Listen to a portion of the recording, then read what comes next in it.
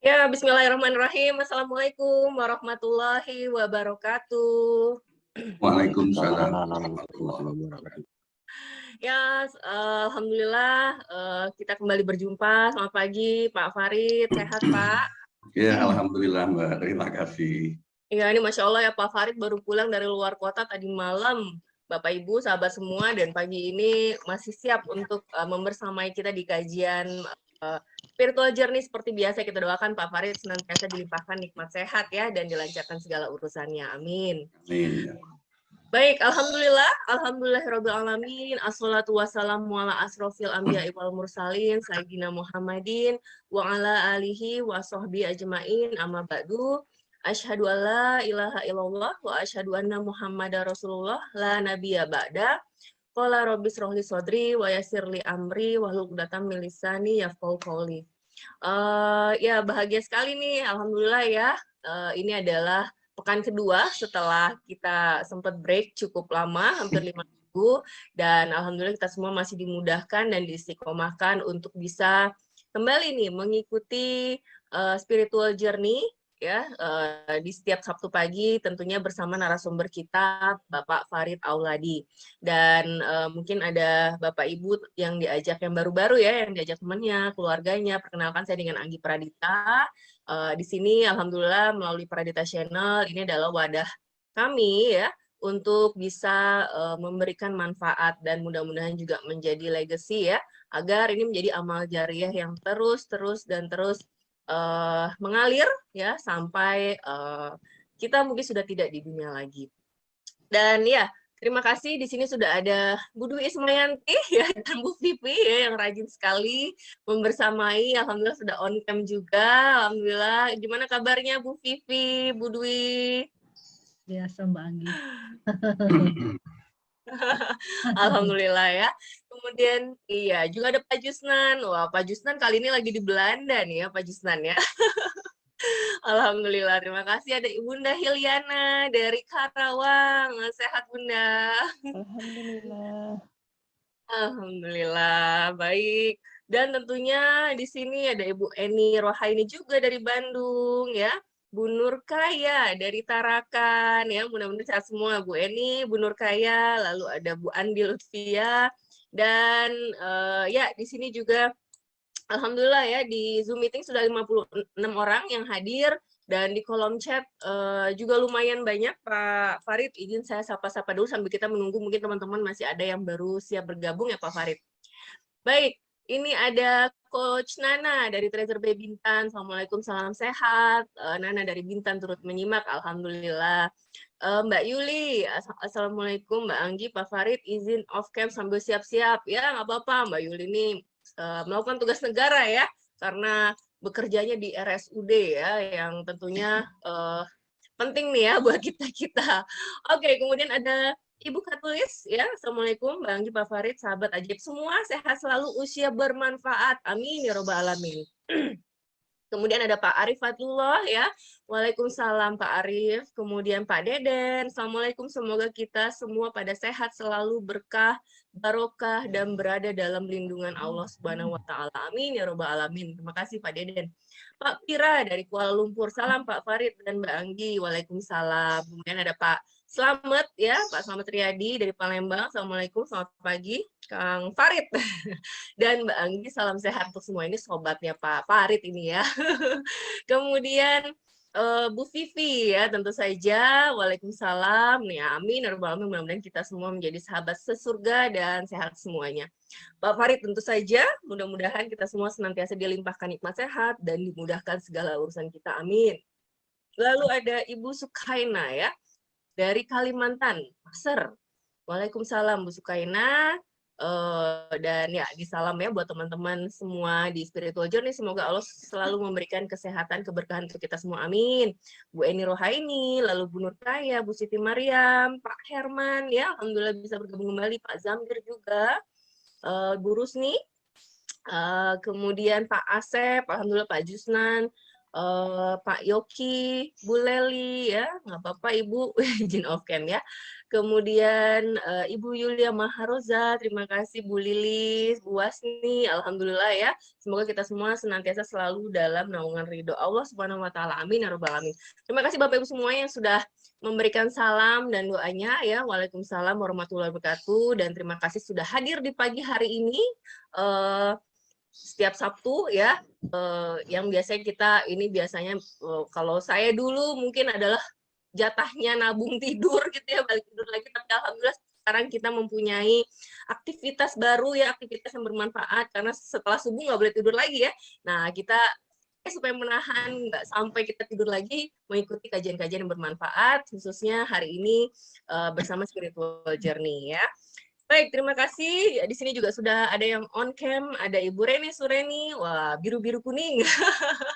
Selamat pagi Bu Reni, Pak Zambir, Pak Herman, Ibu Sukaina, Bu Siti Mariam ya, dan masih baik teman-teman yang lainnya. Oke, alhamdulillah di pagi hari ini kita nih masuk tema yang semakin unik nih ya, judul temanya dari Pak Farid, ngeprank gitu ya. Ini kalau di grup juga udah ada yang komentar, wah judulnya kekinian Mbak Anggi, wah judulnya mantul gitu ya. Ini maksudnya apa ya? Saya sampai nanya, Pak, maksudnya apa Pak ngeprank gitu ya? Karena kita tahunya ngeprank itu kan sekarang yang banyak YouTuber ya demi apa namanya meraih follower, melakukan prank-prank ya, hal-hal yang mengerjai orang gitu ya. Nah, kalau di ngepranknya ala Pak Farid itu seperti apa sih kajiannya? Tunggu ya nanti di sesi kedua setengah jam, mungkin sekitar jam 6.30 biasanya kita akan masuk ke sesi materi. Tapi di pagi hari ini, Bapak Ibu sahabat semuanya, seperti biasa Pak Farid akan memimpin doa terlebih dahulu agar kita semua biasa dilimpahkan nikmat sehat, diberkahi juga majelis ilmu ini dan Bapak Ibu semuanya, keluarga. Dan setelah itu nanti dilanjutkan dengan sesi menjawab pertanyaan ya, atau testimoni yang masuk. Jadi silakan Bapak Ibu nanti pada saat di sesi hari ini ada pertanyaan, ada mau sharing testimoni juga boleh, silahkan. Dan Pak Farid biasanya akan membacakannya di sesi pertama.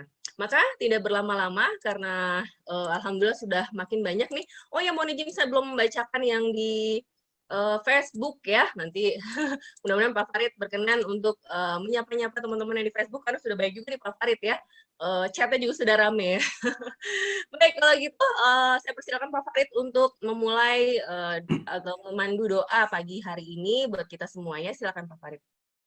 Baik, terima kasih Mbak Anggi, Bapak Ibu, teman-teman hadirin, rekan-rekan kakak adik rahimahumullah. Assalamualaikum warahmatullahi wabarakatuh. Alhamdulillah, alhamdulillahirabbil alamin wa bihi nasta'in ala umuri dunya waddin.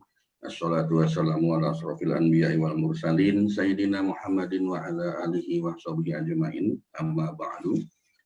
Qala Rasulullah Allah Ta'ala fil Qur'anil Karim, a'udzu billahi minasyaitonir rajim, ya ayyuhalladzina amanu ittaqullaha haqqa tuqatih wa la tamutunna illa wa antum muslimun. Qala mohon maaf nih, agak sedikit gangguan ya, Langi. Qala rabbi shrah li sadri wa yassir li amri wahlul 'uqdatam min lisani yafqahu qawli. Bapak Ibu, teman-teman hadirin kakak adik rahimakumullah, alhamdulillah puji syukur kita panjatkan kehadirat Allah Subhanahu wa taala yang telah memberikan nikmat yang tidak berbilang, tidak bertepi, nikmat yang tiada taranya, nikmat yang tidak berbatas, nikmat yang sangat banyak, luar biasa, melimpah ruah kepada kita, tetapi kita memang sebagai manusia biasa, sebagai manusia awam kadang-kadang tidak menyadari bahwa betapa banyak nikmat yang Allah berikan kepada kita. Salawat serta salam senantiasa disanjungkan kepada junjungan kita Rasulullah Muhammad SAW yang telah memberikan jalan yang terbaik bagi kehidupan kita. Tetapi kadangkala seringkali kita memang tidak pernah mau belajar jalan apa yang sebetulnya sudah diberikan kepada kita. Sehingga kalau misalnya ternyata kehidupan kita tidak bahagia, tidak nyaman, tidak tentram, itu bukan semata-mata karena mereka yang membawa risalah kehidupan, tetapi karena memang kitanya saja yang tidak pernah mau belajar. Selawat serta salam juga senantiasa disanjungkan kepada keluarga beliau, para sahabat, dan tentunya kita juga sebagai umat yang di akhir zaman, serta kita senantiasa untuk meminta kepada Allah, berdoa kepada Allah, semoga di yaumil akhir kelak kita diberikan syafaat oleh Rasulullah Muhammad SAW. Bapak Ibu, teman-teman hadirin, kakak adik rahimakumullah, marilah kita berdoa kepada Allah, kita memohon kepada Allah, meminta kepada Allah, berharap kepada Allah supaya apa yang kita lakukan pada pagi hari ini mendapatkan keberkahan dan yang pasti mendapatkan ridho dari Allah Subhanahu wa Ta'ala. Mari kita buka acara ini dengan pembacaan Al-Fatihah. Al-Fatihah. A'udzubillahi minasyaitonirrajim. Bismillahirrahmanirrahim. Alhamdulillahirabbil alamin. Arrahmanirrahim. Maliki yaumiddin. Iyyaka na'budu wa iyyaka nasta'in. Ihdinas shiratal mustaqim. Shiratal ladzina an'amta 'alaihim ghairil maghdubi 'alaihim waladdallin. Amin. Ya Allah ya Rabb, kepada semua orang yang hadir dalam kajian ini beserta seluruh keluarga besarnya, limpahkanlah nikmat sehat kepada mereka ya Allah. Luaskan rezekinya, sempurnakan kebaikannya, berkahi usianya, dan mudahkan segala urusan mereka, ya Allah. Bahagiakan dan muliakanlah hidupnya. Ya Allah, berikanlah manfaat atas apa yang Engkau ajarkan kepada kami. Ajari kami hal-hal yang bermanfaat bagi kami dan tambahkanlah kami ilmu-ilmu yang terbaik dari Engkau. Berikanlah kami kemudahan dalam belajar, berikanlah kami kemudahan dalam menerima ilmu dan kebaikan-Mu, ya Allah, sehingga kami semakin dekat dengan rahmat dan ridho-Mu. Bapak, Ibu, teman-teman hadirin kakak adik rahimakumullah, kita doakan juga teman-teman atau barangkali diri kita sendiri, keluarga kita, sahabat kita, siapapun yang pada saat ini masih diberikan nikmat tidak sehat. Semoga Allah segera mengembalikan kepada kondisi yang sehat walafiat. Ya Allah, ya Tuhanku, Engkaulah Tuhan manusia. Hilangkanlah penyakit mereka, ya Allah. Berikanlah kesembuhan karena Engkau adalah Maha Penyembuh. Tiada yang dapat menyembuhkan penyakit kecuali Engkau dengan kesembuhan yang tidak meninggalkan penyakit lain. Ya Allah, jadikanlah sabar serta sholat sebagai obat untuk penyembuhannya. Al-Fatihah. A'udzubillahi minasyaitonirrajim. Bismillahirrahmanirrahim. Alhamdulillahirabbil alamin. Arrahmanirrahim. Maliki yaumiddin. Iyyaka na'budu wa iyyaka nasta'in. Ihdinas shiratal mustaqim. Shiratal ladzina an'amta 'alaihim ghairil maghdubi 'alaihim waladdallin. Amin. Baik Bapak dan Ibu, teman-teman hadirin kakak adik rahimakumullah. Suara saya cukup jelas, Mbak Ani? Iya, sangat jelas Pak Farid. Di layar monitor saya kok seperti ada freeze gitu ya. Baik, ini ada beberapa pertanyaan dari tanggal 5 Maret dan tentu sebelumnya, yang ini juga beberapa testimoni dari Bu Leli. Jelas, terima kasih Bu Leli. Dari NN, keren banget ilmunya tadi Mbak. Jadi ini adalah bahasan kajian-kajian sebelumnya ya. Waktu itu ada ikhtiarkan imanmu dan sebagainya. Kajian tadi itu sama dengan pengalaman sendiri. Sepupu saya kalau minum itu selalu air yang berasa seperti Coca-Cola. Jadi semacam soft drink gitu ya. Coca-Cola, Sprite, teh botol, pokoknya minuman kemasan. Beberapa tahun kemudian lalu ginjalnya kena, ya, harus cuci darah, padahal profesi beliau itu adalah seorang anggota TNI. Dan 5 tahun kemudian meninggal, baru hari Senin kemarin pada usia 48 tahun. Tetapi yang satunya lagi, kakak iparnya itu minumnya juga hal yang sama gitu ya. Jadi ada Coca-Cola, ada Sprite, teh botol, pokoknya minuman-minuman kemasan ya. Soft drink seperti itu. Dan beliau itu minum minuman yang seperti itu sejak mulai 20 tahun bekerja di hotel. Ya, usia 20 tahunnya kerjanya di hotel, tetapi alhamdulillah sehat saja sampai sekarang usianya sama 48 tahun. Berarti memang semua itu adalah kehendak Allah, manusia hanya menjalaninya. Nah betul ya, jadi itulah kehidupan, itulah kehidupan kita gitu. Ada satu orang melakukan satu kegiatan, satu kebiasaan, bisa jadi hasilnya tidak akan sama, tidak akan sama. Seperti halnya juga banyak orang-orang yang mohon maaf kalau saya sampaikan merokok gitu ya. Ada orang yang merokok usianya panjang sampai sepuh, sampai bahkan mungkin mencapai 100 tahun masih merokok, ya sehat-sehat saja gitu ya. Ada juga mereka yang baru merokok beberapa belas tahun barangkali lalu terkena apa namanya ya, penyakit paru-paru katakanlah demikian. Ya, itulah hidup, itulah kita, itulah yang terjadi dengan kehidupan kita, tidak akan sama satu dengan yang lainnya. Apakah seperti ini karena dosa yang membedakannya? Kalau dosa orang tua, bisakah anak kena imbasnya? Ya, jadi saya tidak bisa mengatakan karena dosa karena apa, bahwa semuanya itu adalah atas kehendak Allah. Jalan yang ditempuh sama, tetapi hasilnya bisa jadi tidak sama. Apakah dosa yang membedakan antara contoh kedua orang tadi? Harus dilihat secara detail ya persoalannya, namun yang pasti dosa itu akan membuat hidup kita menjadi tidak berkah. Sederhananya begitu. Bahwa apakah itu karena dosa kita, wallahu alam, tetapi yang namanya dosa itu pasti akan membuat hidup kita menjadi tidak berkah. Sederhananya demikian. Lalu apakah dosa orang tua itu akan turun kepada apa namanya keturunannya, anak-anaknya? Kalau saya mencoba melihat satu ayat dalam Al-Quran, An-Nisa ayat 79, kebajikan apapun yang kamu peroleh adalah dari sisi Allah, dan keburukan apapun yang menimpamu itu adalah dari kesalahan dirimu sendiri. Kami mengutusmu ya Muhammad menjadi Rasul kepada seluruh manusia, dan cukuplah Allah yang menjadi saksi. Apakah ada dosa turunan seperti itu? Bagi saya sih insya Allah tidak ada, bagi saya pribadi. Kenapa? Karena memang segala sesuatu yang terjadi kepada kita itu akibat dari perbuatan diri kita sendiri. Tetapi ya, kalau akibat yang dibuat oleh orang tua, kita sebagai orang tua apakah berimbas kepada anaknya? Banyak sekali contoh-contoh yang seperti itu. Kalau imbasnya iya, tetapi dosa turunannya tidak mungkin. Ya, tidak seperti itu. Tetapi imbasnya ada. Apa yang kita perbuat, orang tua berbuat dosa, maka imbasnya akan sampai kepada anak dan keturunannya. Itu yang pertama. Kemudian yang kedua dari Ibu Zuraida. Oh iya Mbak Anggi, mulai Sabtu ini kita akan memberikan free coaching ya bagi dua penanya atau dua pemberi testimoni yang terbaik. Nanti saya akan sampaikan siapa yang akan mendapatkan pada Sabtu hari ini. Dari Ibu Zuraida, apakah ungkapan hasil tidak mengkhianati ikhtiar bisa dikatakan kufur nikmat, Pak? Ada ungkapan kan selama ini ya, ada ungkapan di dalam kehidupan kita bahwa hasil tidak mengkhianati ikhtiar bisa dikatakan kufur nikmat atau tidak ya Pak ya? Tidak seperti itu ya, tidak seperti itu. Namun yang pasti bahwa ikhtiar adalah kewajiban kita, hasilnya merupakan hak Allah sepenuhnya. Kita sebagai manusia hanya diberikan, hanya diwajibkan untuk berikhtiar. Lalu hasilnya sepenuhnya merupakan hak prerogatif Allah.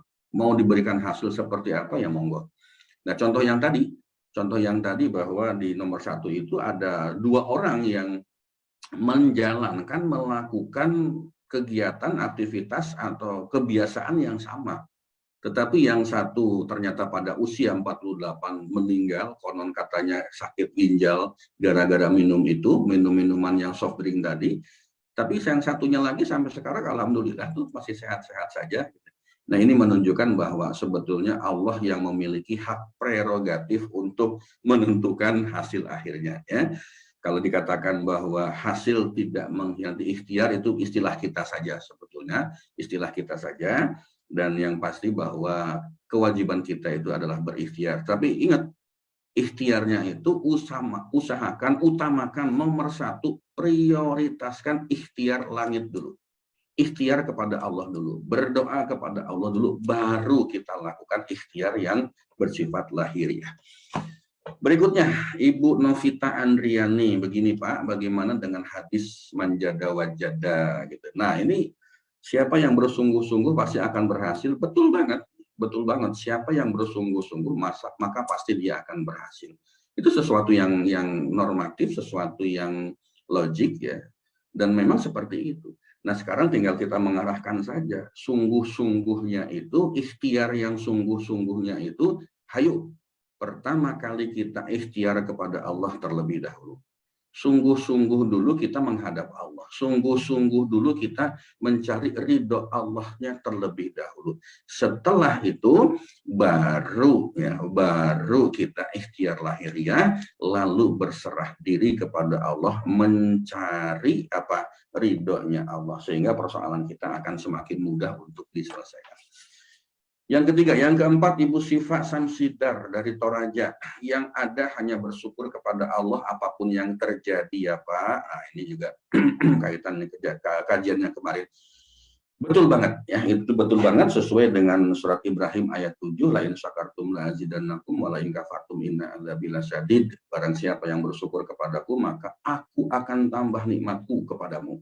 Dan barang siapa yang kufur akan nikmatku, maka sesungguhnya azab Allah itu sangat pedih. Ya, bersyukur aja apapun yang terjadi. Nanti kita cerita tentang kajian hari ini, ngeprank ini maksudnya apa, gitu ya.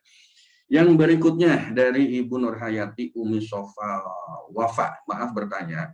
Ketika hari ini kita perlu biaya untuk anak-anak sekolah, artinya kita perlu rezeki berupa uang. Bagaimana cara memohon kepada Allah agar Allah kabulkan? Alhamdulillah. Mudah saja, Bapak-bapak, Ibu-ibu, teman-teman, rekan-rekan hadirin kakak adik rahimakumullah. Pertama caranya, bertobat dulu secara total, taubatan nasuha. Loh Pak, kok bertobat? Emang kita ada dosa? Ya kita kan tidak pernah tahu. Kita tidak pernah sadar juga kadang-kadang kita berbuat dosa. Makanya bertobat dulu. Walaupun kita merasa bahwa kita ini lempeng-lempeng aja hidupnya. Walaupun kita merasa bahwa selama ini kita benar aja hidup kita. Tapi belum tentu. Karena berbuat dosa itu kadang-kadang sesuatu yang tidak kita sadari. Ya, tidak kita sadari. Lalu bertobat. Makanya tobat ini sebagai salah satu langkah pertama.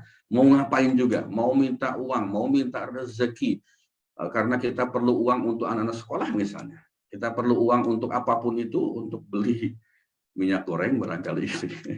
Ya kita bertobat dulu. Setelah melakukan taubat dan nasuha, lalu perbaiki ibadah kita. Ibadah ritual, sholatnya, zakatnya, puasanya, gitu ya. Kemudian sedekahnya perbaiki. Yang ketiga, berdoa dengan khusyuk. Sepenuh hati minta solusi dari Allah Subhanahu wa Ta'ala. Berdoa dulu secara khusyuk. Lalu yang keempat baru ikhtiar lahiriah. Ini Ibu Nurhayati. Ya, pertama bertobat, kedua perbaiki ibadah kita, kemudian yang ketiga berdoa dengan khusyuk, lalu keempat itu adalah ikhtiar lahiriah. Jadi ikhtiar lahiriahnya belakangan aja. Minta kepada Allah dulu, doa kepada Allah dulu, tobat kepada Allah dulu. Coba lakukan dengan yang seperti ini. Insya Allah sebesar apapun ikhtiar kita, ya, seberat apapun ikhtiar kita, kalau kita sudah punya Allah, sudah minta kepada Allah, maka semuanya akan terasa menjadi sangat begitu mudah. Ya. Lalu yang terakhir dari Pak Anggrian Permana, Assalamualaikum Mbak Agi, mau tanya dong, kemarin Sabtu lalu ya, Farid bilang mengeluh sama Allah juga bisa diartikan tidak ridho dengan keputusan Allah. Lalu kalau mengadu bagaimana ya, dan mengadu kepada Allah itu seperti apa yang diperbolehkan? Nah, kalau kita mendengar kata mengeluh, ada kata mengeluh itu kan berarti apa ya, menyampaikan keluh kesah ya. Jadi sepertinya kita tidak ridho dengan ketetapan Allah. Ya Allah, kenapa sih kok begini? Ya Allah, saya kan perlu uang untuk anak sekolah, kenapa kok saya nggak punya uang? Ya Allah, kenapa sih saya tidak sehat-sehat padahal saya sudah berobat berkali-kali. Bahasa mengeluh itu bisa memiliki konotasi bahwa kita memang tidak ridho dengan ketetapan Allah. Maka itu bagi saya pribadi menjadi sesuatu yang tidak baik. Usahakan, hindarkan semaksimal mungkin. Ya, jadi ini lebih kepada bahasa dan cara kita menyikapi persoalannya. Lalu bagaimana caranya supaya kita ini katakanlah tanda petik mengeluh kepada Allah? Yang pertama, sampaikan dulu kepada Allah kalimat-kalimat yang saya pernah berikan ya. Ya Allah, demi Allah saya ridho kepadamu, demi Allah saya ridho, demi Allah saya ikhlas. Demi Allah saya rela dengan segala takdirmu, dengan segala qada dan qadarmu, dengan segala ketetapanmu. Karena ini merupakan sesuatu yang terbaik bagi hambamu ini ya Allah. Sampaikan dulu, kalimatnya itu disampaikan dulu. Lalu setelah itu, sampaikan hajat kita. Ya Allah, saya sedang memerlukan uang untuk anak sekolah saya. Hamba mohon tunjukkan solusinya. Jadi kira-kira gitu bahasanya ya. Kira-kira gitu. Tidak berarti bahwa kita tidak boleh mengadu kepada Allah. Justru mengadu itu kepada Allah. Tetapi bahasanya, caranya. Sampaikan dulu, ya Allah, demi Allah aku ridho dengan segala takdirmu. Demi Allah aku ikhlas dengan segala kodok dan kodarmu. Demi Allah aku rela dengan segala ketetapanmu. Karena ini pasti yang terbaik bagi hambamu. Selesai itu, lalu yang kedua katakan, ya Allah saya sedang memiliki persoalan, sebutkan persoalannya. Hamba mohon tunjukkan solusinya. Mudahkan dengan caramu ya Allah. Nah ini kalimat yang juga menurut saya itu sangat ajaib. Banyak orang-orang sukses, banyak orang-orang berhasil, mereka berikan testimoni. Sesuatu yang mustahil bagi kita, sesuatu yang tampaknya tidak mungkin bagi kita. Lalu kita katakan, mudahkan dengan caramu ya Allah. Ya. Saya nggak tahu seperti apa caranya, tetapi mudahkan dengan caramu ya Allah. Coba saja, ya kalimat-kalimat ajaib yang model-model seperti itu pakai aja gitu ya. Siapa tahu kita sendiri bisa membuktikan sesuatu yang seperti itu. Nah, itu tips-tipsnya ya Bapak Ibu teman-teman hadirin kakak rahimakumullah. Dan tolong dicatat Mbak Anggi untuk yang mendapatkan free coaching di minggu depan tentunya coachingnya ya Ibu Nur Hayati Umi Sofa Wafa, nanti mohon dihubungi supaya kita bisa melakukan free coaching untuk beliau. Kemudian yang kedua Ibu Zuraida, ya, Ibu Zuraida untuk mendapatkan free coaching juga. Baik Bapak Ibu teman-teman hadirin kakak adik rahimakumullah, itu adalah sesi pertanyaan dan testimoninya hari ini nggak ada. Izinkan masih ada waktu 2 menit menyapa teman-teman yang ada di Facebook ya. Ada Ibu Usri Unik, ada Ibu Lix, SWT Ibu Ois Hoiriah, Ibu Fitri Nurlaili, Ibu Nari, SBMR dari Taiwan, Masya Allah.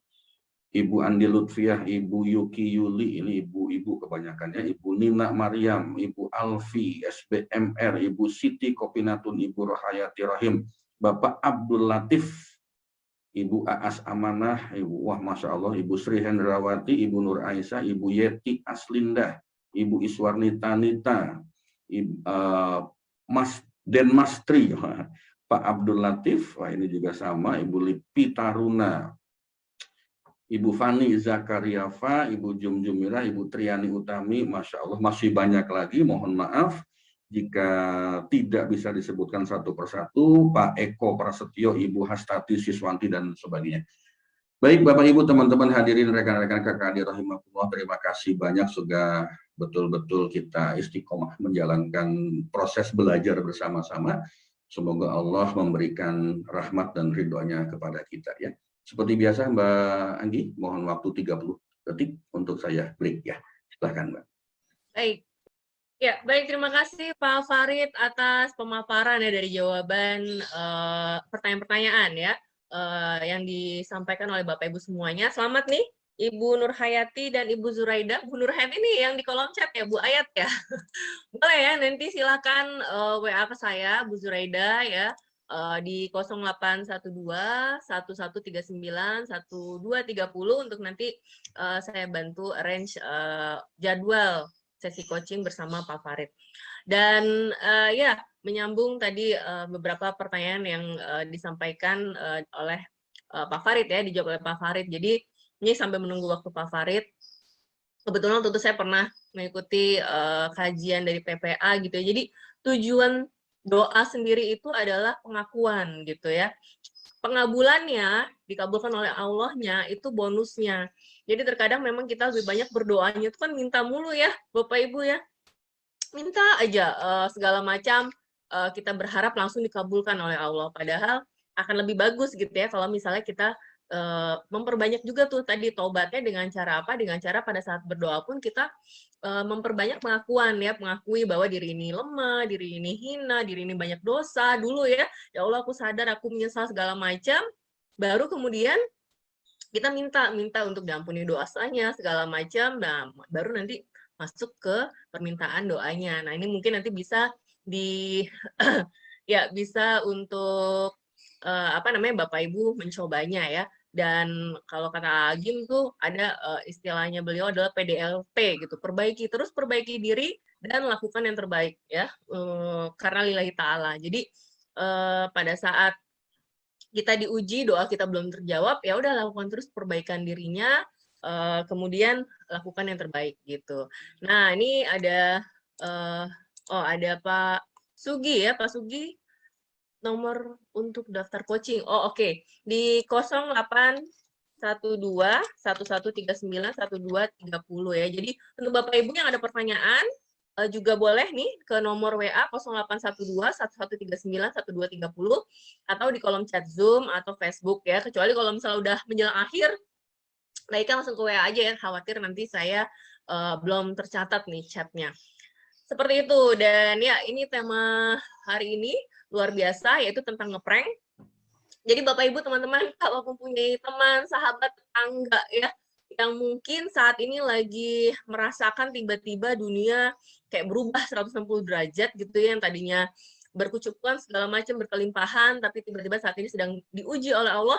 Nah, buruan cepat kasih linknya ya, kasih info kajiannya, di-share juga di Facebooknya ya, di wall Facebooknya. Kenapa? Agar mendapatkan pencerahan, dan mungkin dari sini jadi semakin yakin, tetap yakin bahwa segala sesuatunya pasti adalah hal yang terbaik dari Allah, dan dengan kesabarannya itu nanti bisa semakin semakin terbuka ya jalan-jalan, pintu-pintu rezeki agar persoalan terselesaikan. Baik, dari Bu Sri Susanti, judul kekinian yang Mbak Anggi buat penasaran. Iya ya, kita semua penasaran. Ya, baik Pak Farid, kalau gitu nih karena Bapak Ibu semua di sini sudah sangat penasaran dengan judul ngeprank gitu ya.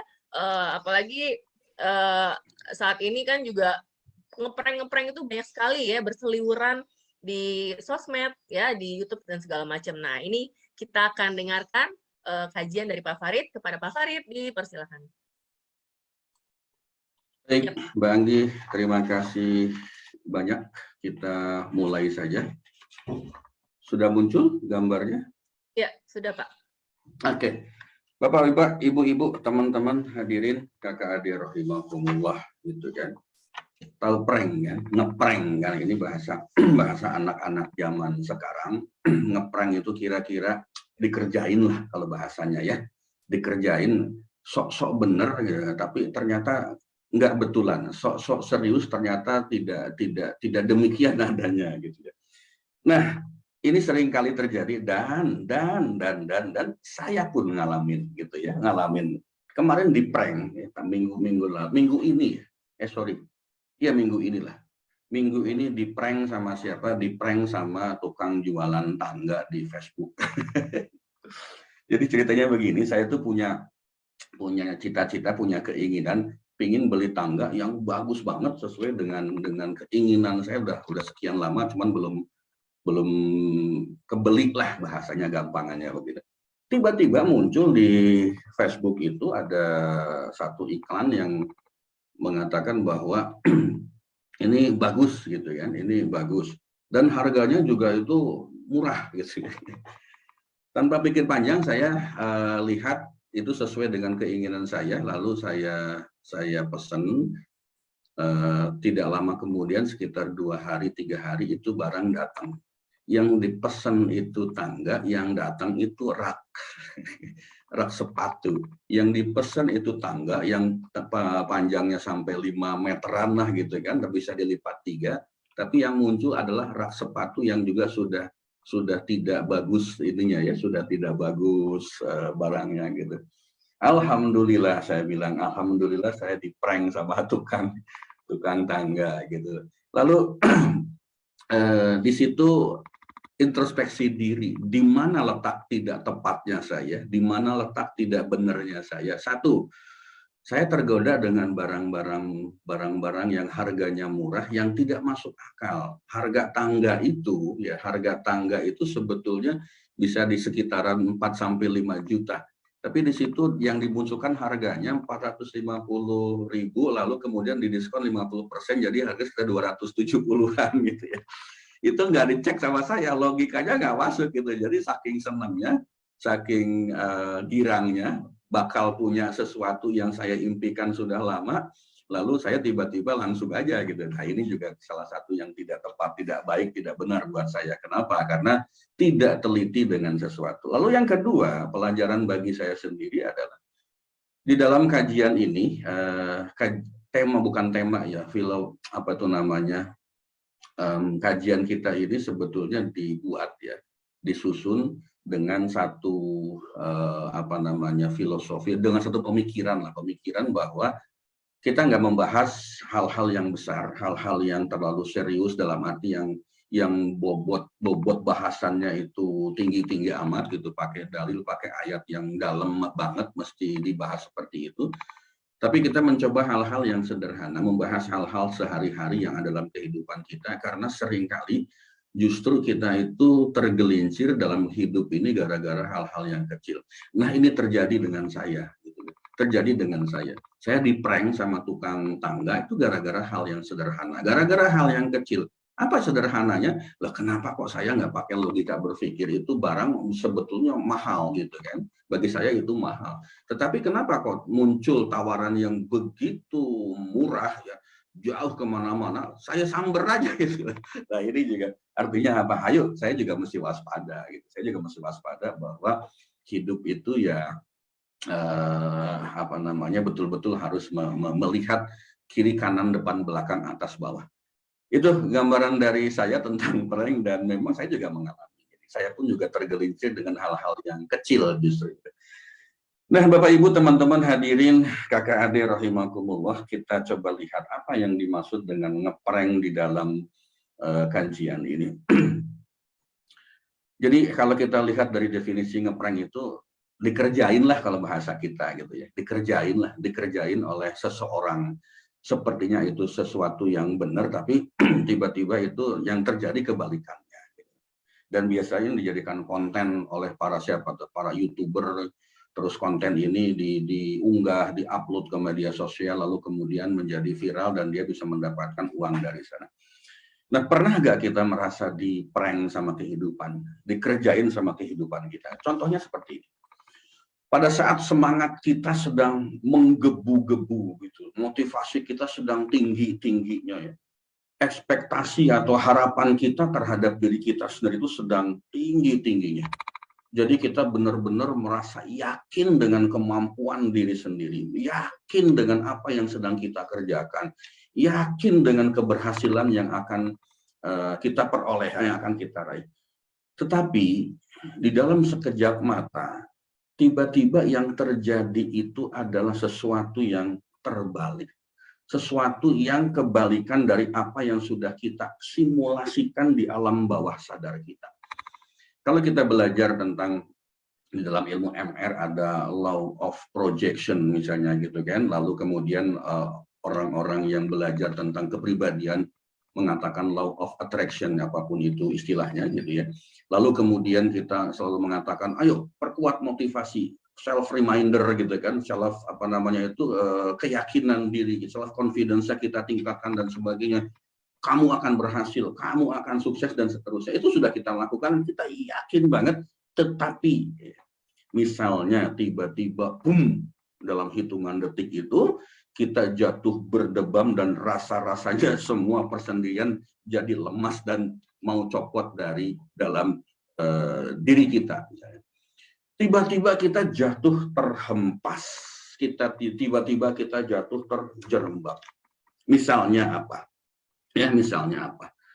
Kita sudah lama bermimpi menginginkan menikah dengan pasangan yang sangat ideal bagi kita, ya.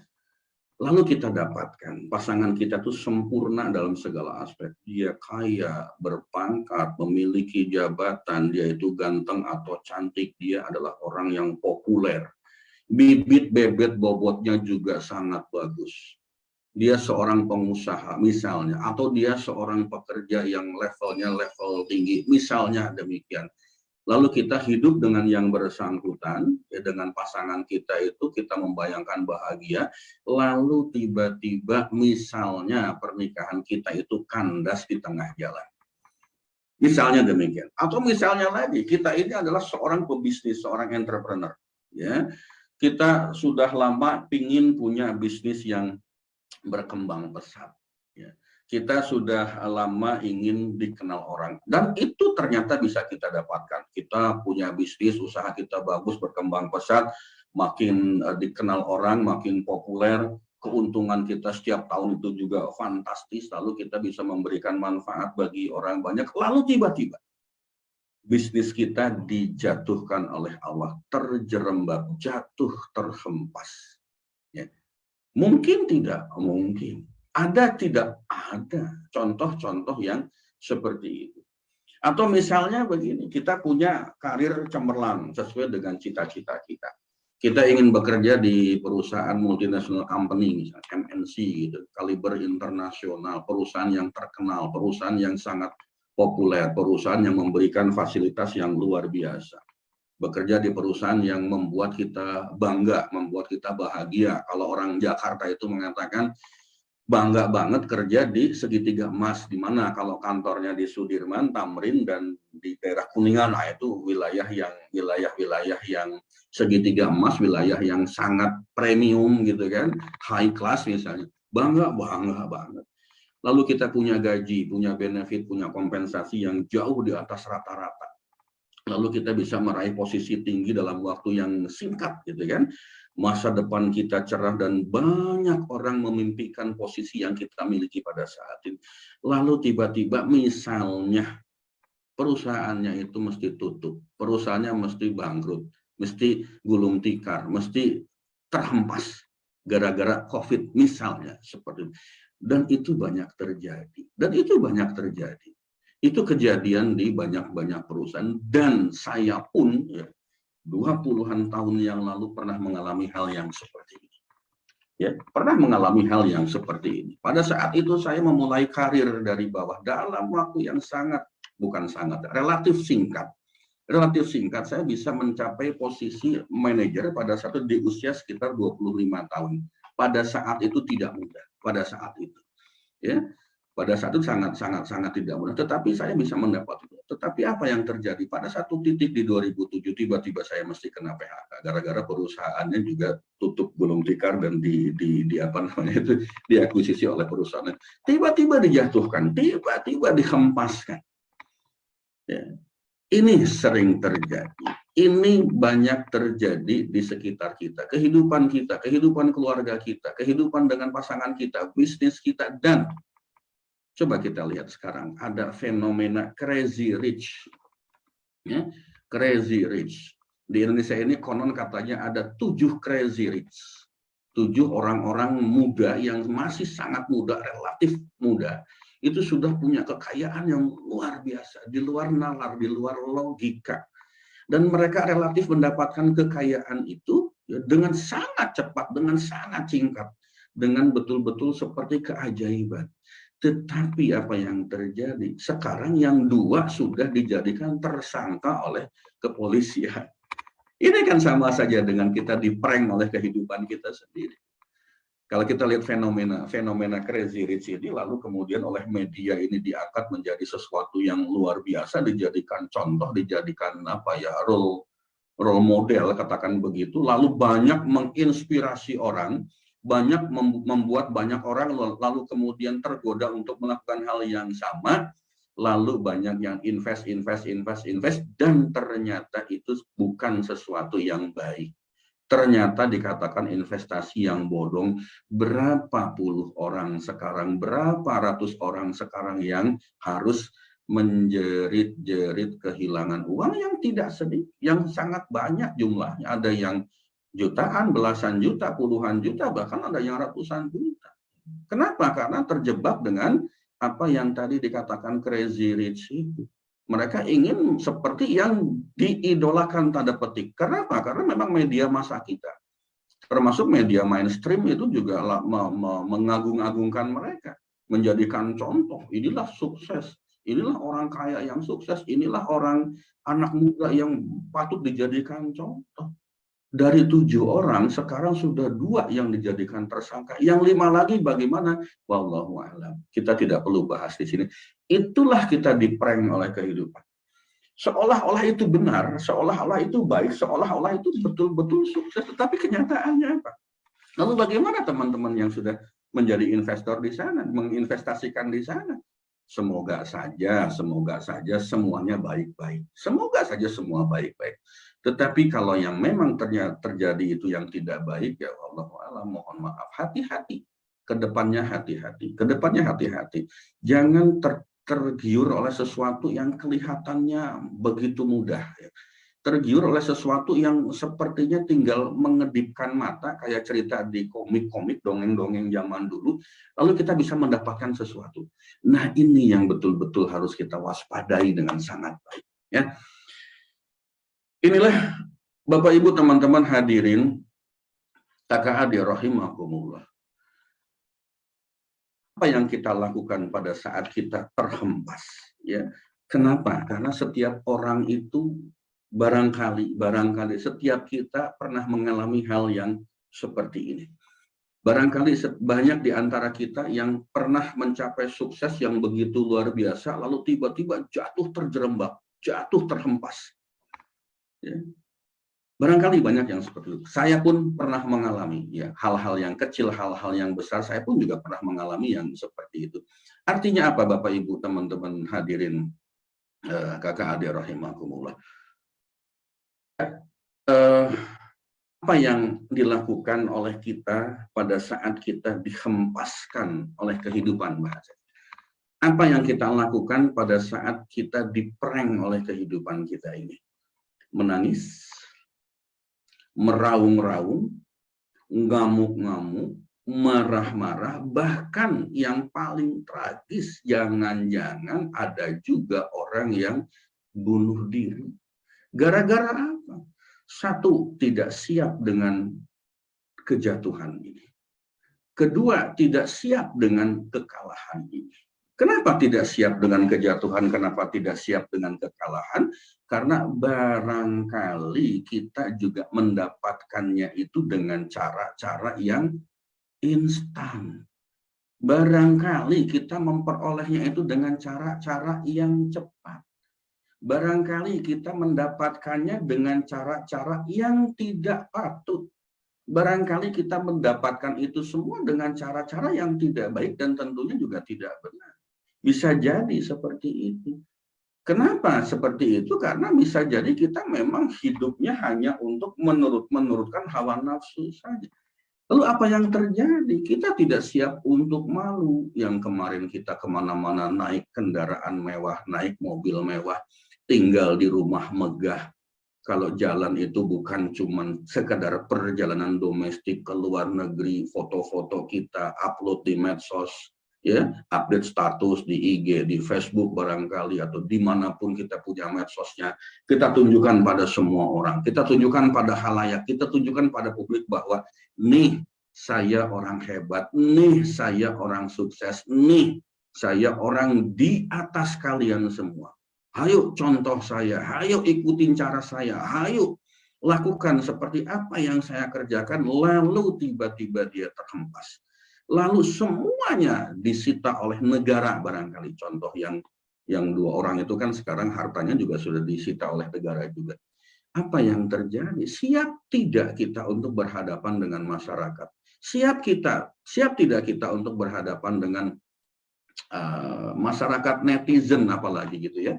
Ini netizen ini masyarakat yang jauh lebih kejam daripada masyarakat di dunia nyata. Ya, mereka kalau menghujat itu, kalau mengata-ngatain kita, wah luar biasa, udah nggak punya filter lagi, nggak punya saringan lagi. Bahasa kebun binatang itu bisa masuk semua, bisa keluar semua di situ. Itulah yang barangkali membuat kita menjadi tidak siap. Tidak siap untuk apa? Tidak siap untuk menerima kenyataan yang ada. Bahwa pada saat ini saya sedang berada pada posisi di bawah.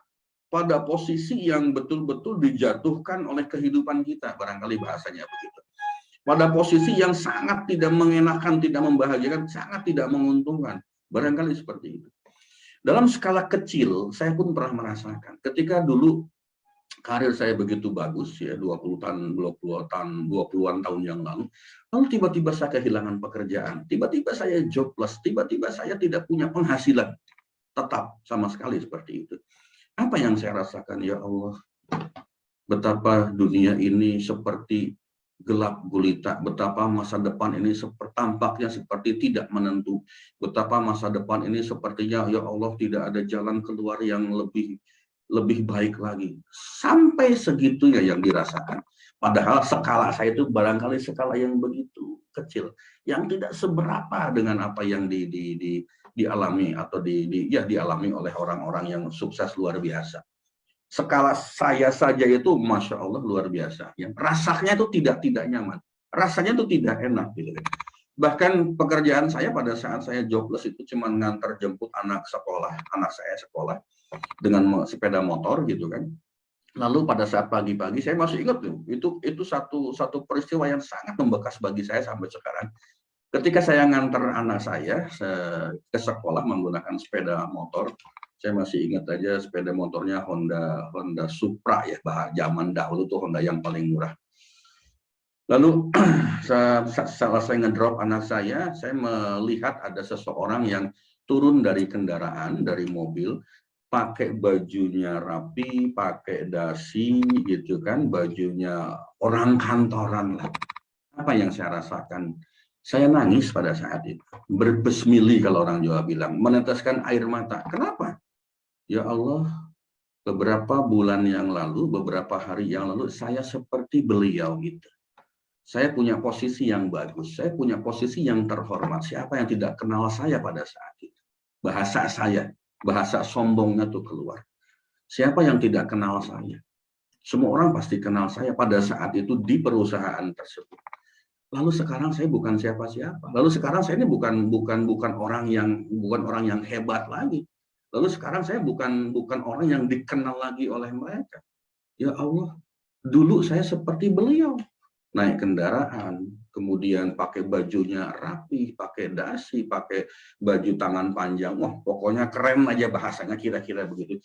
Sekarang saya cuma nganter anak saya pakai motor, juga motor bukan motor yang mahal. Allahu Akbar. Teman-teman hadirin kakak adik rahimakumullah. Itu adalah perasaan yang akan dialami oleh semua orang. Menangis, meraung, ngamuk-ngamuk, marah-marah, lalu misalnya yang paling tragis sampai kita mengakhiri hidup kita, gara-gara kita tidak siap dengan kenyataan yang ada, gara-gara kita tidak siap dengan kondisi yang ada, lalu pertanyaan yang berikutnya, jika kita melakukan hal yang demikian, ya, apakah kita merasa bahagia? Ketika kita dijatuhkan, dihempaskan, menangis, meraung, ngamuk, marah-marah, bunuh diri, jangan bunuh diri lah ya. Itu kita ignore aja. Apakah kita merasa bahagia? Apakah kita merasa nyaman? Apakah kita merasa tenang? Apakah kita bisa mendapatkan solusi dari persoalan itu? Ya, kalau dari semua pertanyaan tadi jawabannya tidak. Ya. Lalu kenapa kita sering melakukan sesuatu yang justru tidak ada manfaatnya buat kita? Maksudnya begini, ketika saat itu kita sukses, lalu tiba-tiba kehidupan menjatuhkan kita, membuat kita terjerembab, membuat kita terhempas. Lalu kita menangis, meraung, menyesali, ngamuk-ngamuk, marah-marah. Dengan cara seperti itu, apakah kita bahagia? Dengan cara nangis, meraung, ngamuk, marah-marah, apakah kita bahagia? Apakah hidup kita akan nyaman? Apakah hidup kita akan tenang? Apakah kita akan mendapatkan solusi dari persoalan yang kita rasakan itu? Rasa-rasanya tidak. Kalau kita tidak mendapatkan solusi, kalau kita tidak menjadi bahagia, kalau kita tidak menjadi nikmat, kalau kita tidak menjadi tenang dengan cara meraung, nangis, ngamuk-ngamuk, marah-marah, dan sebagainya, lalu kenapa kita melakukan itu?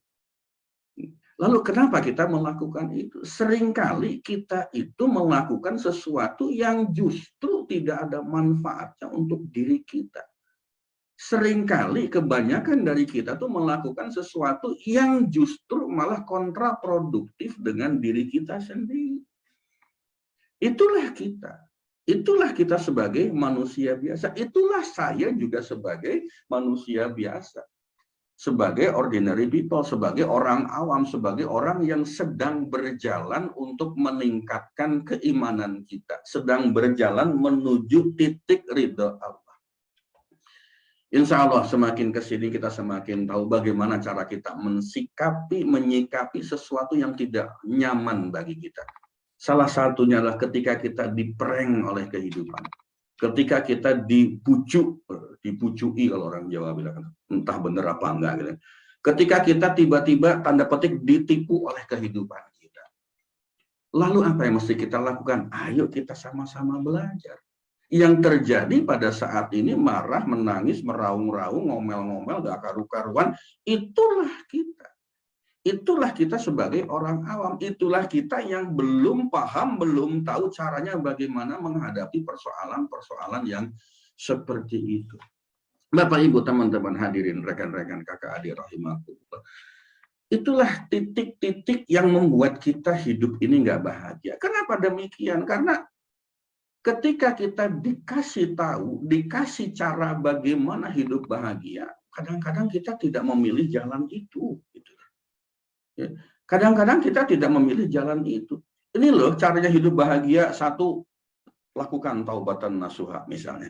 Yang kedua, tingkatkan ibadah kita. Yang ketiga kita coba tingkatkan doa kita, dekatkan diri kita kepada Allah.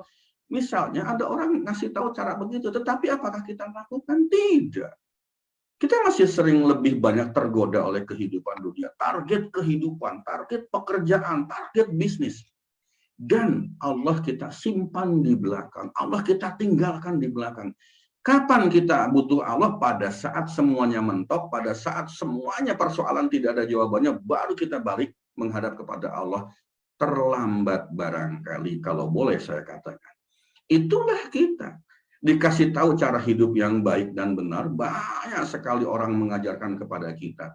Banyak para alim ulama, ustadz, para guru-guru kita mengajarkan, ini loh cara hidup yang baik, ini loh cara hidup yang benar, tapi kita tidak pernah lakukan itu. Kita abaikan situ. Kenapa? Karena fokus diri kita, fokus pikiran kita, fokus keinginan kita lebih banyak mengejar sesuatu yang bersifat duniawi.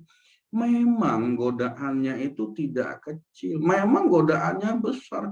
Siapa yang tidak tergoda untuk menjadi seorang crazy rich, kemana-mana pakai private jet, lalu di TV, di medsosnya, di akun yang bersangkutan dia, wah, kasih uang 1 miliar kepada siapa, kemudian dia sebarkan itu uang di kursi private jetnya seperti itu. Masya Allah, jalan-jalan kemana-mana dia bagi-bagi dengan begitu mudahnya. Ternyata uangnya dari mana? Ternyata kita tahu modalnya seperti apa. Ini sekarang ada satu lagi yang sedang mulai ramai itu. Mohon maaf, saya tidak begitu paham, wallahu alam. Tetapi sudah banyak orang menyelidiki gitu. Oh, ternyata pesawat jet pribadinya bukan punya dia karena tidak terregister sebagai pesawat yang ada di Indonesia. Jadi orang-orang penerbangan tahu. Ini ada satu lagi crazy rich yang sedang tanda petik diselidiki ya, di stalking atau apa gitu ya. Dikutik-kutik sama orang-orang yang ahli di bidangnya. Dicek lagi, ini pesawat jetnya terdaftar atas nama siapa, dan sekarang sangat mudah untuk mendapatkan informasi. Hati-hati Bapak Ibu, teman-teman hadirin kakak adik rahimakumullah. Itulah kita, dikasih tahu jalan ke surga, malah milih ke neraka. Ya memang jalan ke surga itu tidak mudah, nanjak, turun, berkelok-kelok, katakan penuh onak dan duri. Tetapi kalau kita bicara jalan ke neraka, mulus banget, seperti jalan tol. Gitu kan, godaannya juga, wah luar biasa. Kita itu dikasih tahu cara hidup yang abadi, malah memilih hidup yang sifatnya sementara. Itulah kita. Nah, itulah kita, itulah kehidupan kita, itulah pola pikir kita. Kenapa yang kita kejar itu bukan sesuatu yang sifatnya hakiki, tetapi sesuatu yang sifatnya semu. Berapa lama sih kita bisa memiliki itu, bisa menikmati itu? Bukankah sebetulnya kehidupan itu sudah banyak mengajarkan kepada kita? Kita itu sudah sering Sudah sering melihat orang meninggal, melihat orang wafat, melihat orang yang dicabut nyawanya, berapa banyak sih harta fisiknya, materi fisiknya yang lalu dibawa, dimasukkan ke dalam liang lahat, kan tidak satu pun yang dimasukkan ke sana. Bagi kita orang Islam itu hanya selembar, berapa, 2 lembar, 3 lembar kain kafan, cuma itu yang harta fisik yang kita bawa. Harta fisik yang kita bawa. Lalu apakah setelah kematian itu kemudian orang-orang yang mencintai kita akan nungguin kita lama-lama bersama-sama dalam kubur? Kan enggak juga. Bahkan bahasa sederhana, bahasa awamnya itu, siapa yang mau tahan kalau jasad kita nggak dikubur? Segera kubur, cepat dikubur. Kenapa? Siapa yang mau nemenin kita? Jasad yang tidak punya ruh lagi, yang tidak punya jiwa lagi, membujur kaku di rumah kita, mau ditemenin sama orang-orang tercinta? Oh enggak. Kan seperti itu. Itu adalah fakta, itu adalah nyata, itu adalah sesuatu yang terjadi, akan terjadi. Tetapi kenapa kita kok melupakan itu? Melupakan itu. Pada satu titik kita itu pasti akan ketemu dengan apa sih? Ketemu dengan sesuatu yang tidak abadi. Sesuatu yang betul-betul hanya sifatnya relatif. Yang abadi kita tinggalkan. Yang relatif kita uber-uber, kita tunggu-tunggu. Nah inilah kita. Bapak Ibu teman-teman hadirin kakak adik rahimakumullah. Kenapa itu bisa terjadi? Kenapa kita bisa diprank oleh kehidupan? Kenapa kita bisa dikerjain oleh kehidupan? Pertama, karena kita, nih yang saya lanjutkan dari yang barusan ini, karena kita biasanya terlalu fokus pada optimisme dan kepercayaan diri kita sendiri. Ya, kita itu terlalu fokus dengan optimisme, dengan keyakinan diri kita sendiri, dengan kepercayaan diri kita yang sangat berlebihan. Bapak Ibu teman-teman hadirin kakak adik rahimakumullah. Kalau kita terlalu fokus dengan optimisme, dengan keyakinan diri kita, ini tidak berarti bahwa kita tidak boleh optimis. Hidup itu mesti optimis. Orang sukses itu harus optimis. Orang sukses itu harus punya keyakinan di dalam diri kita sendiri. Itu harus kita miliki supaya kita sukses. Tetapi kalau berlebihan optimismenya, berlebihan kepercayaan dirinya, itu bisa akan menjadi bumerang untuk diri kita sendiri. Kenapa? Karena kalau kita terlalu fokus pada optimisme berlebihan, terlalu merasa percaya diri, berlebihan dengan kepercayaan diri kita, maka yang terjadi apa? Itu akan memunculkan apa? Memunculkan sifat apa? Sifat ujub, sifat sombong, sifat takabur akan muncul di dalam diri kita. Besar kepala. Inilah sifat-sifat yang tidak disukai oleh Allah Subhanahu wa Ta'ala. Allah nggak ridho dengan orang yang ujub, dengan orang yang takabur, dengan orang yang sombong, dengan orang yang besar kepala. Kenapa? Karena bisa jadi nanti dia akan apa? Dia akan menyingkirkan peradannya Allah. Dia akan merasa bahwa apa yang saya dapatkan, apa yang saya peroleh, sukses yang saya miliki itu usaha saya. Itu karena saya punya optimisme, itu karena saya punya kepercayaan diri, lalu Allah disingkirkan.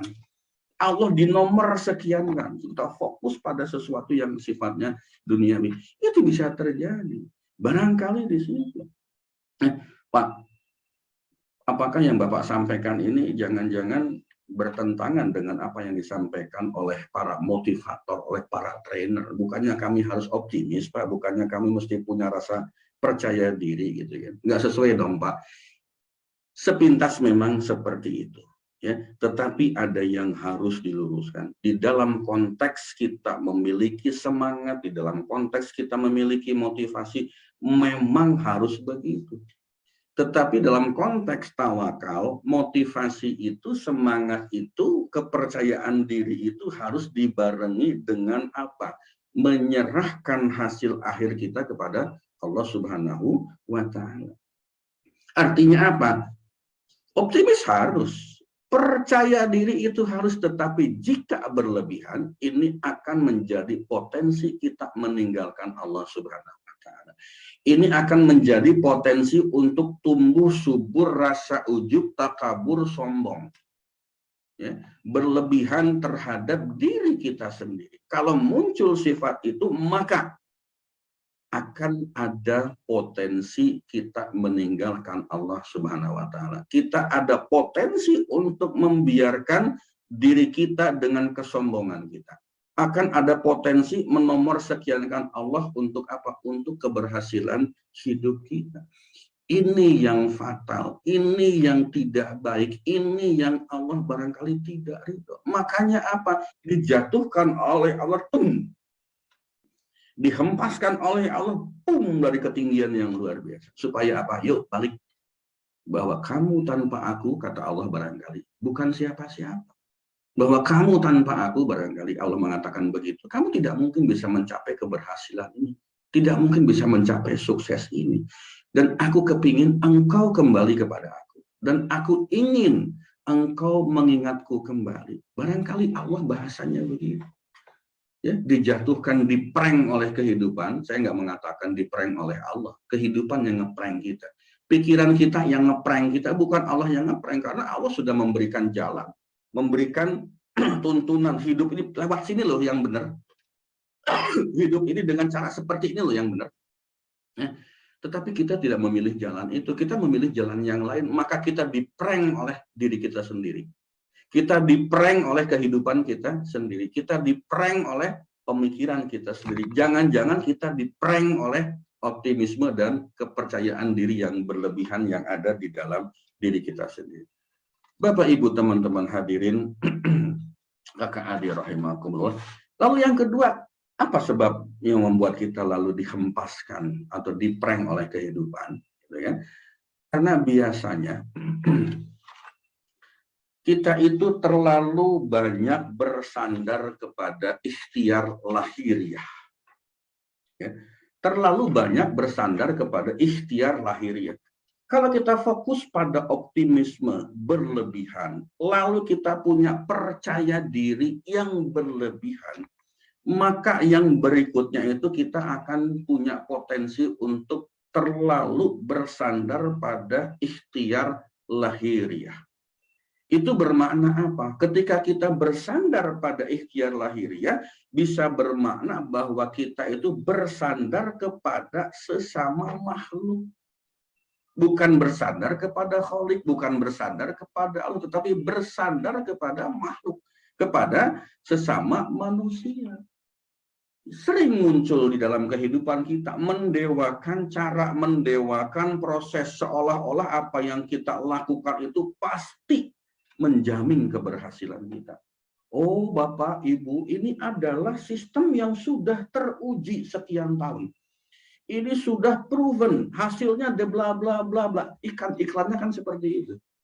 Ya, sekarang kalau mohon maaf kalau saya buka YouTube mau nyetel sesuatu suka muncul, oh kami sudah berpengalaman dalam trading forex sekian tahun dengan keberhasilan sekian. Nah, kira-kira begitulah contohnya gitu ya.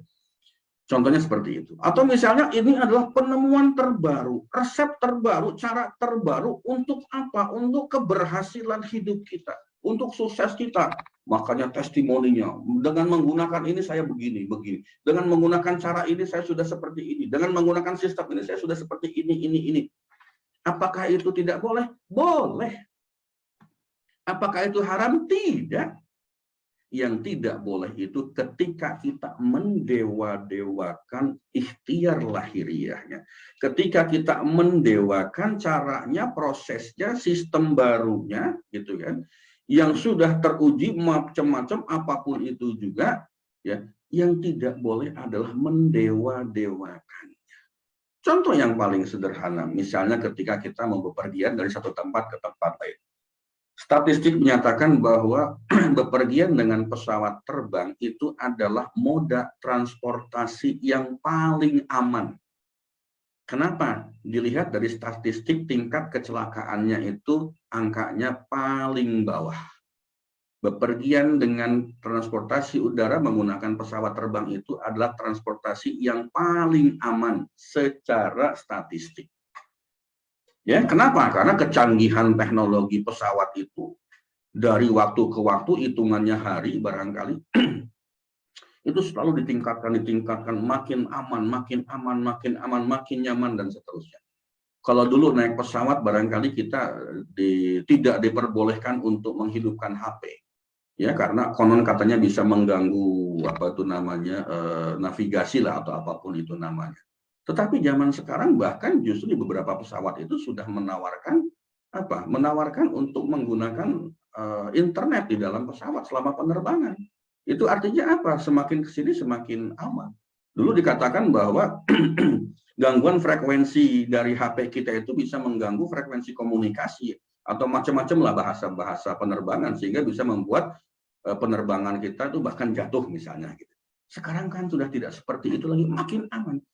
Tetapi Bapak dan Ibu, secanggih apapun, seaman apapun, gitu, tetap aja yang namanya kecelakaan pesawat itu ada. Kenapa? Karena Allah ingin mengatakan kepada kita, dengan bahasanya Allah barangkali, seaman-amannya apa yang kalian perbuat, itu tetap aku yang memutuskan. Untuk tetap jalan atau tidak jalan, untuk tetap celaka atau tidak celaka. Karena ada yang lebih tinggi dari teknologi yang kalian miliki. Siapa? Aku yang lebih tinggi. Barangkali Allah mengatakan seperti itu. Kenapa? Karena kalau sampai Allah tidak mengatakan itu, kalau sampai Allah tidak tanda petik menjatuhkan pesawat barangkali, bisa jadi orang itu akan takabur, akan sombong, akan uzub, akan besar kepala. Kenapa? Percaya diri banget dengan apa? Dengan teknologi yang dia ciptakan. Siapa yang menciptakan teknologi? Saya, manusia. Ikhtiar kita lahiriahnya sudah begitu bagus, begitu hebat, begitu luar biasa. Nah, bisa jadi itu yang akan membuat kita lari dari Allah. Ujungnya apa? Syirik, musyrik, menuhankan sesama manusia, menuhankan sesama materi, menuhankan sesama benda. Secara tidak sadar, perlahan-lahan akan menjadi seperti itu. Barangkali Allah cemburu dengan sikap kita yang seperti itu. Barangkali Allah cemburu. Kenapa kita dijatuhkan dari sukses kita? Sukses dalam rumah tangga barangkali, sukses dalam karir di pekerjaan barangkali, sukses dalam bisnis misalnya. Kenapa Allah tiba-tiba menjatuhkan kita, terjerembab, terhempas ke dasar yang paling menyakitkan? Barangkali jangan-jangan Allah sedang cemburu dengan kita. Kenapa kita diprank oleh kehidupan? Jangan-jangan Allah sedang cemburu dengan kita. Kenapa kita diprank oleh pikiran kita? Jangan-jangan memang Allah cemburu karena kita menggunakan pikiran kita tidak semata-mata karena Allah Subhanahu wa Ta'ala. Bapak Ibu, teman-teman hadirin kakak adik rahimahullah. Ingat bahwa kita bukanlah penentu takdir. Allah yang akan menggenapkan. Allah yang akan menyempurnakan. Allah lah yang akan menjadi penentu akhir dari kehidupan kita. Penentu akhir dari apa yang kita usahakan. Penentu akhir dari apapun yang kita lakukan. Bukan kita. Kita yang terlahir di dunia ini hanyalah penjemput takdir, menjemput takdir Allah. Saya yakin apapun kita akan sebuah ekspektasi, sebuah harapan, tetap ada satu kemungkinan semua itu tidak berjalan sesuai dengan harapan. Apapun yang kita lakukan, seyakin apapun kita dengan apa yang kita miliki, dengan kemampuan yang kita miliki, dengan kepercayaan dari optimisme yang luar biasa, tetap ada satu kemungkinan itu tidak berhasil. Siapkan diri kita untuk itu. Sekeras apapun kita berusaha, sekeras apapun kita berpikir, sekuat tenaga apapun kita melakukan sesuatu, tetap siapkan satu kemungkinan tidak berhasil. Siapkan satu kemungkinan, satu potensi untuk tidak sukses, siapkan itu. Sehingga apa? Ketika itu terjadi, kita nggak kaget lagi. Kita biasa-biasanya, oh iya namanya usaha ya kadang berhasil, kadang tidak. Namanya usaha ya seperti ini. Namanya jualan ya bisa laku, bisa tidak. Namanya, saya sering kalau beli nasi goreng yang lewat itu ya, yang dok-dok, tok-tok, tek-tek, dan sebagainya. Sering nanya, habis mas tiap hari? Ya Pak, namanya juga jualan, kadang habis, kadang enggak. Namanya juga seperti itu ya, jualan sekoteng habis nggak setiap malam ya, kadang habis kadang enggak Pak, seperti itu. Jadi mereka jawabnya dengan santai, dengan sadar. Masa kita kalah dengan mereka? Seperti itu kira-kira ya. Allah yang akan menggenapkan, Allah yang akan memberikan keputusan final kepada kita. Jadi kita itu hanya perlu ridho dengan apapun keputusan Allah. Cuman itu yang diminta kepada kita. Sehingga ketika Allah mau ngeprank, bukan Allah, ketika kehidupan mau ngeprank kita dengan cara apapun, ya kita ridho aja. Kita ridho aja, karena apa? Karena kita tidak diwajibkan untuk sukses, tidak diwajibkan untuk berhasil pada semua aspek, tidak diwajibkan untuk sukses pada semua aspek. Ya. Bahwa kita harus sukses, ya, tetapi kita juga mesti siap bahwa akan ada Allah yang menggenapkan apa yang kita usahakan. Tugas kita cuma satu, ridho dengan apapun keputusan Allah, ridho dengan apapun takdir Allah, ridho dengan apapun yang menjadi sesuatu yang kita miliki, yang kita dapatkan. Tugas kita cuma itu. Ketika kita bisa melakukan itu, maka balasannya itu Allahu Akbar, Masya Allah, pasti luar biasa. Belum tentu materi yang berlimpah, belum tentu sesuatu yang luar biasa terlihat di dalam wujud kehidupan kita. Tetapi yang pasti, hati kita tenang, hati kita bahagia, hati kita nyaman. Bukankah sebetulnya ketika kita berlomba mencari uang, mencari pangkat, mencari jabatan, bikin perusahaan, cari keuntungan yang semaksimal mungkin, tujuan kita kan pengen hidup bahagia. Tujuan kita kan pengen hidupnya ini nyaman. Tujuan kita pengen hidupnya nikmat. Kan seperti itu. Nah, kalau ternyata itu kita tidak dapatkan, kita tidak boleh, ngapain kita mesti berkutat dengan sesuatu yang kita tidak menjamin kita untuk jadi bahagia. Satu-satunya cara yang menjamin hidup kita bahagia itu apa? Ridho dengan keputusan Allah, ridho dengan ketentuan Allah, ridho dengan takdir Allah, apapun yang terjadi. Cuman itu kuncinya. Pak, kalau ridho apakah mesti kita kaya? Enggak. Pak, kalau ridho itu mesti kita melimpah ruah materinya? Enggak juga, gitu. Enggak juga. Pak, tetapi kalau kita ridho lalu Allah memberikan materi kaya raya, alhamdulillah, itulah yang kita cari. Ya. Kaya raya, materi banyak, tapi nggak tenang hidupnya, ya buat apa? Ya, kenapa? Karena barangkali Allah nggak ridho. Nah, coba kita balik ridho dulu kepada Allah. Lalu Allah memberikan banyak materi kepada kita, jadi orang sukses secara materi, jadi orang kaya raya, itulah bonus yang diberikan kepada kita. Tapi hati-hati, ingat lagi, kadang-kadang kita sebagai manusia, giliran kondisinya tidak baik, kita berdoa kencang, pada saat baik kita malah suka melupakan Allah Subhanahu wa Ta'ala. Ya, tidak demikian. Kalau kita sudah ridho kepada Allah, lalu Allah ridho kepada kita, saya tanya, ya, nikmat yang lebih tinggi ada nggak selain kita mendapatkan ridho dari Allah? Betapapun banyaknya harta kita, betapapun hebatnya kita, betapapun kaya rayanya kita, kalau Allah tidak ridho, maka bisa dijamin hidup kita tidak akan bahagia.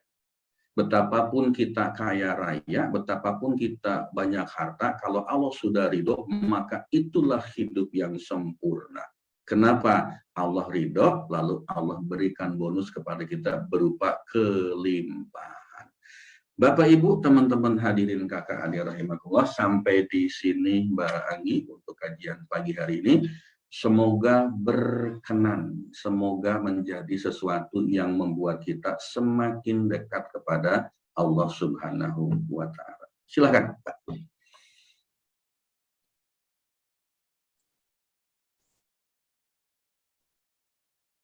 Ya, baik. Terima kasih Pak Farid atas kajian dari materi ngeprank ini ya. Jadi ternyata pembahasannya sangat dalam dan ini memang cukup relevan dengan kejadian yang akhir-akhir ini terjadi dan buat kita harus selalu senantiasa introspeksi diri. Karena hidup ini adalah episode yang akan selalu dinamis dan berganti. Baik nikmat ataupun pada saat kita dikasih musibah, itu sama-sama ujian dan tanda cintanya Allah nih ya. Karena manusia itu kan ditakdirkan hidup di dunia dengan segudang kesempatan, segudang problematika. Dan tentu saja kita sebagai makhluk yang sudah diciptakan sempurna, kita diberikan kesempatan untuk memilih dengan keinginannya. Tapi setiap pilihan pasti juga akan membawa konsekuensi di belakangnya yang terus-menerus harus diintrospeksi. Jadi kalau kita melihat perjalanan hidup kita ya berarti kita harus senantiasa selalu menakar diri ya, mengintrospeksi diri, apakah yang kulakukan selama ini sudah membuatku semakin dekat dengan Allah, atau malah semakin menjauh ya, ibadah makin nggak mudah, ya kekajian juga udah nggak pernah misalnya, atau apakah yang kulakukan ini membuatku semakin tawadu atau justru semakin sombong, semakin ingin dipuji dan sebagainya. Dan juga apakah yang kita lakukan ini sudah membuat Allah semakin ridho kepada kita tadi ya, kuncinya adalah bagaimana kita melakukan segala sesuatu ya udah pokoknya kita lakukan yang sesuai di jalan Allah dan yang membuat Allah ridho kepada kita. Pada saat Allah ridho, maka tentunya jalan rezeki akan terbuka dan keberkahannya juga diberikan ya. Keberkahan itu nggak harus dalam bentuk materi yang banyak, tapi dicukupkan, dilapangkan hati dan sebagainya. Jadi semoga dari materi tadi yang disampaikan oleh Pak Farid dan juga semoga setiap ujian yang kita hadapi ini menjadi jalan pembelajaran kita bersama agar senantiasa untuk mematangkan diri, mendewasakan, juga terus menambah ilmu ya. Semakin kita nambah ilmu, semakin kita juga terjaga dari hal-hal yang mungkin tidak sejalan dengan ridho Allah. Lalu juga setiap kejadian akan meluaskan pengalaman kita ya, melipat gandakan ganjaran dan menjadikan hidup kita lebih mulia insya Allah di dunia dan akhirat. Amin ya rabbal alamin. Terima kasih Pak Farid atas pemaparannya ya, seperti biasa. Yang sederhana tapi mengingatkan kita agar kita senantiasa terus ya menjaga perbuatan kita supaya selalu di jalan Allah. Nah, sebelum kita akhiri, seperti biasa Bapak Ibu mohon izin saya share. Baik, terima kasih Coach Nana. Di sini saya share seperti biasa ya, alhamdulillah Jumat kemarin kita sudah berbagi nasi box di 4 kota ya, di Lampung, di Semarang, di Jombang, dan di Nganjuk. Di Jombang nih, qadarullah Kamis malam, Kamis sorenya itu banjir di sana. Jadi alhamdulillah pagi Jumatnya bisa untuk membantu menyalurkan ke warga yang terkena musibah banjir ya. Dan ini adalah laporan alhamdulillah selama seminggu kemarin ya, yang sebelum saldo awalnya 79.000 masuk donasi dari sedekah dari Bapak Ibu semuanya yaitu 1.280.000 sehingga bisa kita salurkan ke 4 kota dan masih ada sisa sedekah 359.000 yang kita salurkan di Jumat depan. Bagi Bapak Ibu yang ingin berkontribusi ya, sama-sama kita bersedekah di hari Jumat yang mulia dan juga tidak hanya kita bersedekah membantu berikan nasi ya kepada yang membutuhkan, tapi juga kita membantu para dapur-dapur ini yang sedang merintis ya, juga usaha cateringnya kita bantu untuk mereka semangat ya dan optimis terus di masa ini agar mereka bisa terus produktivitasnya terus terjaga. Baik, itu saja saya sampaikan dan terima kasih banyak Pak Farid kajiannya. Mudah-mudahan semakin menambah ilmu kita dan kita juga dimudahkan untuk menyerapnya dan tentunya untuk bisa mempraktekannya. Sebelum kita tutup ya, Pak Farid akan menutup kembali dengan doa agar kajian kita semakin berlimpah keberkahannya. Silakan Pak Farid. Baik, terima kasih Mbak Anggi, Bapak Ibu, teman-teman hadirin kakak adik rahmatullah. Mari kita tutup acara ini dengan doa kembali pada Allah. Sudah terdengar suaranya, Mbak? Sudah, Pak. Oke, kita buka dengan doa, kita tutup dengan doa. Semoga Allah memberikan rahmat dan ridhonya kepada kita. A'udzubillahi minasyaitonirrajim. Innallaha wa malaikatahu yusholluna 'alan nabi ya ayyuhalladzina amanu shollu 'alaihi wa sallimu taslima. Kita mulai dengan baca istighfar 5 kali lalu selawat 5 kali. Astaghfirullahaladzim alladzi la ilaha illa huwal hayyul qayyum wa atubu ilaih. Astaghfirullahaladzim alladzi la ilaha illa huwal hayyul qayyum wa atubu ilaih. Astaghfirullahaladzim alladzi la ilaha illa huwal hayyul qayyum wa atubu ilaih. Astaghfirullahaladzim alladzi la ilaha illa huwal hayyul qayyum wa atubu ilaih. Astaghfirullahaladzim alladzi la ilaha illa huwal hayyul qayyum wa atubu ilaih. Allahumma shalli ala Muhammad wa ala ali Muhammad. Allahumma shalli ala Muhammad wa ala ali Muhammad. Allahumma shalli ala Muhammad wa ala ali Muhammad. Allahumma shalli ala Muhammad wa ala ali Muhammad. Allahumma shalli ala Muhammad wa ala ali Sayyidina Muhammad. Ya Allah, aku berlindung kepadamu dan kuasamu ya Allah dari segala keburukan apa yang kurasakan dan aku khawatirkan. Ya Allah, ya Tuhan kami, masukkanlah kami dalam segala situasi dan kondisi dengan cara yang Engkau ridhoi. dengan cara yang terhormat, ya Allah. Keluarkanlah kami dari mana saja dengan keridhaan dan kemuliaan-Mu, ya Allah. Berikanlah kekuatan kepada kami dari karunia-Mu yang maha perkasa. Ya Allah, ya Rob, berkahi kami pasangan yang soleh dan solehah. Jadikan mereka orang-orang yang selalu taat kepadamu, ya Allah. Jadikan mereka perhiasan bagi kami yang mampu membuat kehidupan ini sakinah, mawaddah, warahmah. Ya Allah, ya Rabbana, jauhkanlah keluarga kami dari segala maksiat dan dosa, serta berbagai perbuatan yang bisa menjauhkan kami dari ridho. Engkaulah yang maha memberikan kebahagiaan, Engkaulah yang maha memberikan kenikmatan, Engkaulah yang maha memberikan ketenangan lahir dan batin. Jadikan kami sebagai orang-orang yang senantiasa Engkau kasihi. Ya Allah yang maha kaya, maha terpuji, maha pencipta, maha kuasa mengembalikan, maha penyayang dan maha kasih. Cukupi kami dengan harta halalmu, bukan dengan harta yang haram. Isilah hari-hari kami dengan taat kepadamu, bukan mendurhakai. Cukupkanlah kami dengan karuniamu, bukan dengan selainmu. Ya Allah, wahai Zat yang maha hidup, wahai Zat yang terus-menerus mengurus makhluknya dengan rahmat-Mu, kami meminta pertolongan-Mu, ya Allah. Perbaikilah seluruh urusan kami, dan janganlah Engkau serahkan kepada kami kesulitan meski hanya sekejap mata. Ya Allah, sesungguhnya aku bermohon kepada Engkau, dan aku menghadap kepada Engkau dengan Muhammad Nabi Rahmah. Wahai Rasulullah Muhammad SAW, sesungguhnya aku menghadap Tuhanku ini bersamamu dalam memohonkan hajat kami ini agar dikabulkan. Ya Allah, perkenankanlah dia memberikan syafaatnya kepada kami. Ya Allah, ampunilah dosa kami, terimalah tobat kami, sesungguhnya Engkau maha penerima tobat dan maha pengampun.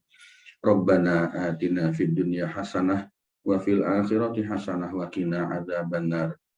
Subhana rabbika rabbil izzati amma yasifun wa salamun alal mursalin walhamdulillahi rabbil alamin. Al-Fatihah. A'udzu billahi minasyaitonir rajim. Bismillahirrahmanirrahim. Alhamdulillahi rabbil alamin. Ar-Rahmanir Rahim. Maliki yaumiddin. Iyyaka na'budu wa iyyaka nasta'in. Ihdinas siratal mustaqim. Shiratal ladzina an'amta 'alaihim ghairil maghdubi 'alaihim waladdallin. Amin. Baik, Bapak dan Ibu, teman-teman hadirin kakak adik rahimakumullah, terima kasih banyak atas kebersamaan kita belajar bersama-sama, memperbaiki diri kita bersama-sama dalam rangka mencari rahmat dan ridho Allah Subhanahu wa Ta'ala. Mohon maaf jika hal tidak berkenan. Terima kasih sekali lagi. Assalamualaikum warahmatullahi wabarakatuh. Ya, Waalaikumsalam warahmatullahi wabarakatuh. Terima kasih sekali lagi Pak Farid atas sharing kajiannya. Mudah-mudahan membawa manfaat buat kita semua dan menjadi amal jariah buat Pak Farid keluarga. Dan mudah-mudahan juga Bapak Ibu semuanya senantiasa dilimpahkan nikmat sehat, ya, dilancarkan segala urusannya, dan kita semua diistiqomahkan untuk senantiasa menjemput ilmunya, diistiqomahkan untuk senantiasa dalam yakin kepada Allah, semakin patuh kepadanya, semakin tawakal kepada Allah, ya. Amin, amin, amin. Oke, mari kita foto bersama seperti biasa. Silahkan di-on-kan kamera. Oh, Ya, Pak Marwanto lagi di rumah masuk aja. sakit ya, Pak Marwanto, ya. Mudah-mudahan lekas sembuh, lekas sehat kembali Pak Marwanto. Cepat fit kembali. Ya, mudah-mudahan menjadi pengguguran dosa Pak Marwanto. Ya, ini Pak Makasih, Pak. Marwanto lagi tiduran nih Pak Farid. Sehat ya Pak ya. Oke, baik. Oke, sudah on semua ya. Oke, seperti biasa kita menyebut ridho Allah ya. Marilah kita menengadahkan tangan kita seperti ini. 1, 2, 3. Oke, sebentar layar kedua. Baik, dan angka 1 ya, mudah-mudahan kita hanya selalu ya memasrahkan diri kita cukup pada Allah, meminta pertolongan pada Allah. 1, 2, 3. Bentar, layar kedua. Baik. Oke, baik kalau gitu terima kasih sekali lagi Bapak Ibu semuanya yang dirahmati Allah, sehat Terima selalu, kasih Mbak selamat Anggi. menikmati ya, selamat Terima menikmati kasih Bapak akhir pekannya. Nuhun. Baik, Terima kasih Mbak Anggi. ya kita tutup Ya. Subhanakallahumma wa bihamdika asyhadu alla ilaha illa anta astaghfiruka wa atubu ilaik. Wassalamualaikum warahmatullahi wabarakatuh.